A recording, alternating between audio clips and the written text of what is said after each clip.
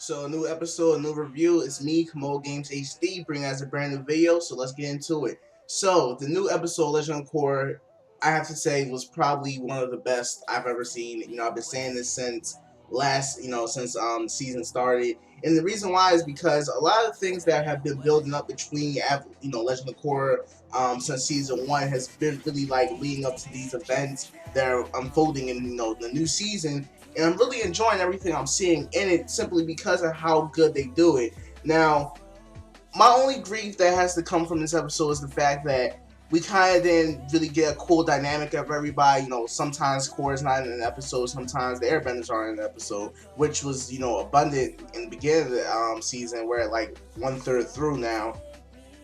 And I'm still excited that we're starting to see more characters return. We get Iki, Janora, and Bilo return, and they go on this whole episode of a search for Korra. They backtrace where she was going the whole time, and we get to see some really cool interactions with the Earth Empire and the soldiers and everything. And then we finally get to see them reunite, which was awesome. And then we get to see a really powerful scene where Korra's like challenged, where it's sort of like it's your choice to become the Avatar and to return. And it was this really funny scene that was actually in the episode where the guy was like, "What, we have an avatar?" It was just funny because it kind of relates back to Korra, kind of abandoning her responsibilities as the avatar, and now we get to see her return in full force, which is really really cool to see. I was happy to know that we actually get to see her kind of remove the bending. I thought they were going to hold that out, but this season it seems like they're not really trying to like delay a lot of things. A lot of stuff that they're showing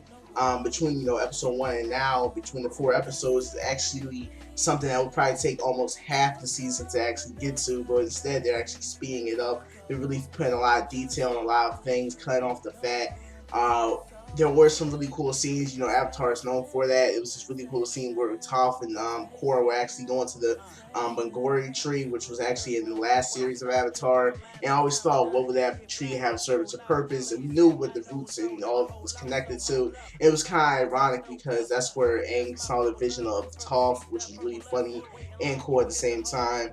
And we see Toph trying to get her meditational, thing going on with Korra, and it was just cool to see. And Korra confronting her past fears such as Amon, Unalaq, and Zahir. But the thing that I really liked that Toph said was each one of them represented something that was actually pure. It's just their ideology was unbalanced, and they chose to go after that goal in their life to make the world better. Amon wanted equality for everybody. Unalaq wanted the spirits to be in harmony with the the what do you call them? These humans. Yeah, I forgot what humans are called.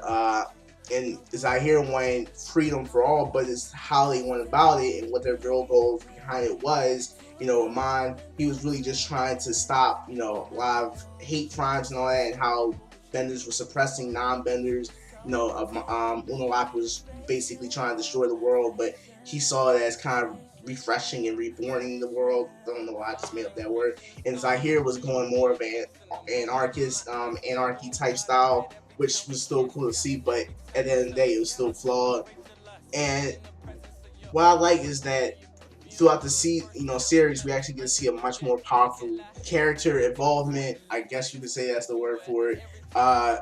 But truthfully, this was a really fantastic episode. One cool thing I actually heard when I was watching this episode was Dexter's Laboratory's dad. He was in this episode, which was freaking awesome. I was trying to pinpoint who that was until somebody told me that was Dexter's Laboratory's dad. Really freaking hilarious. But overall, good ass episode. Highly suggest you guys watch it. One of the bigger things that I really hope they expand on more is the Airbenders, because we haven't seen Kai since since episode 1. Where the hell him and Opal at? Don't know. Maybe he'll meet up with Janora and Iki and Milo, hopefully. But that's about it from me, guys. Please rate and subscribe. Hope you guys enjoyed the video, and stay tuned for more.